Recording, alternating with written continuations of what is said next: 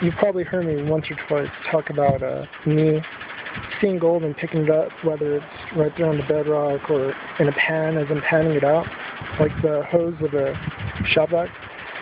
So I don't have to lose it when I'm panning or anything like that. Well, this is material that I was running through the cane sluice, and it was running really quick. Only ran it once. So I ran it through the Gold Buddy high banker twice, and there's two nice little pieces of gold right there that I missed in the hose as I shot backed, and I missed in the sluice as I run that. So I threw it in the high banker a couple times, same material, and I came out with that gold right there. There's also a bunch of fine gold that I'm going to use a magnet trick. We'll show you how to do that later. But there you go. That's why I pick up gold when I see it, and I don't wait to pan it out.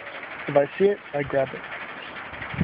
So this is going to be how I told you that I was going to show you how to obtain, or not necessarily obtain, but clean out the black sand out of the gold using a magnet. So this is a magnet setup that I obtained from, I believe it was Golden Sand too. And like, I'm not dropping names or whatever, I'm not affiliated with them or anything like that, but I'm just letting you know where I got this gear from so it can expedite you being able to get it too.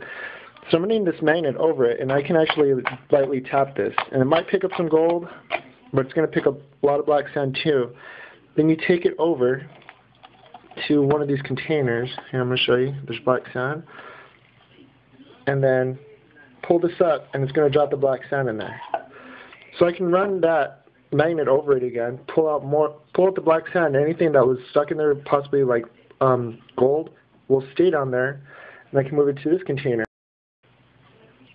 So as I move it from container to container, I should pick up more black sand and less of anything light, like gold.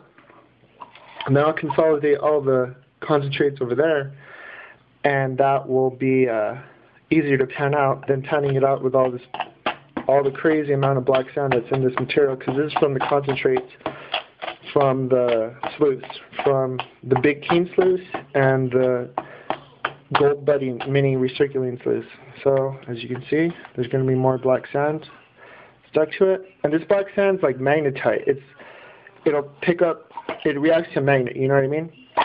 So I just keep doing this, pick up more of the magnetite out of the material, aka black sand.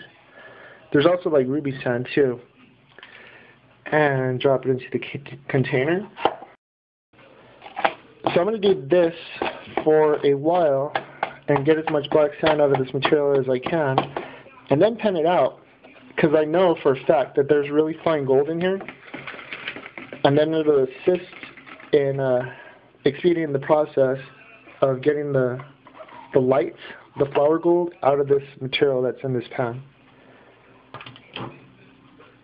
So I'll go ahead and do that, and then I'll do another video, or add on to this video, of how much gold I actually obtain. Alright, here you're going to be able to see that I cleaned out a lot of the black sand out of this. There's still some black sand in there. Every time I run the magnet over it, I pick up a little bit more. But in these containers right here, I used my awesome favorite little tweezers and picked up all those extra big rocks and stuff that I would have to pan out. More black sand in there, and a lot of black sand in here that I would have been panning out when I pan out these concentrates. So now I'm going to pan out these concentrates and pick out all the little small pieces of flower gold that are going to be in it, pretty much the gold dust that old-timers would fawn over.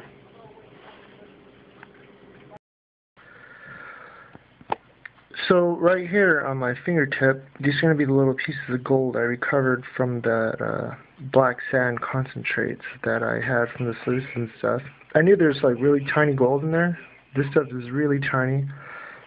It is smaller than the head of a needle for the majority of it. But gold's gold, and it all adds up. So there you go.